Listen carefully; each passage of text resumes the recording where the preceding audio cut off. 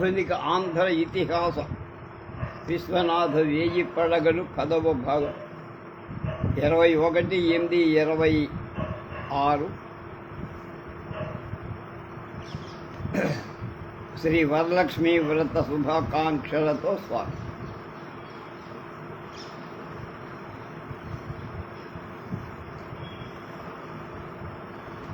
యుగ యుగములు సృష్టి లీలా విలాసాల నరసి ప్రళయ వేళ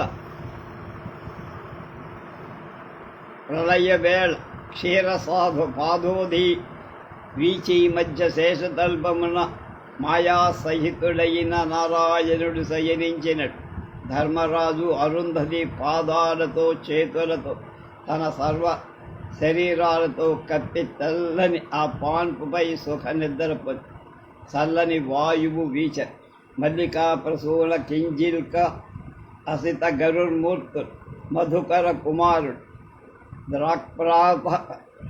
ద్రాక్ప్రాత పతిత హిమాని బిందు పరిశక్త దేహుడు బొంగుడు ఓయన గొంతుకలతో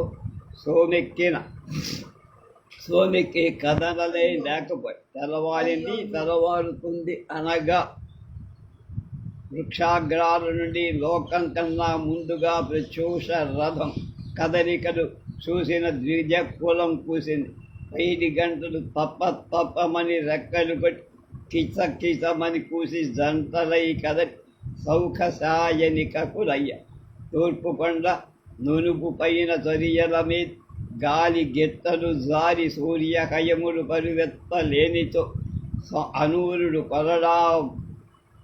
కొరడ ఆచి ఒళ్ళు మ్రోగించి అదరించి తోలెను కావు వాని ముట్టెల గట్టి అనుసరసల ఉషకాంతి ఉండలుగా తూర్పు సీమ చిందిపోయి జంటలుగా వెడలి వచ్చిన కొడుకు కోడంటను సావిత్రమ్మ గారు చూసి తన కబ్బిన భాగ్యం పరమేశ్వర శాస్త్రి గారికి లేదు అనుకో. ఎంత ఐశ్వర్యం అనుభవిస్తే ఏం, ఎంత కీర్తి పొందితే ఏం, ఎంత భోగశాలి అయితే ఏం, అలాంటి కొడుకు కోడండ కళ్ళారా చూసిందే జన్మ.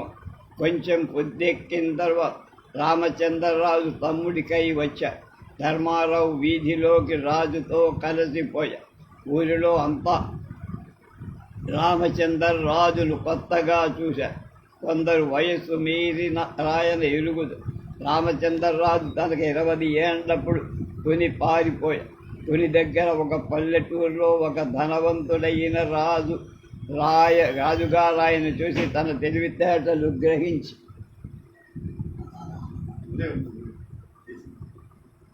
అతని తన వద్ద ఉంచుకొన్నాడు.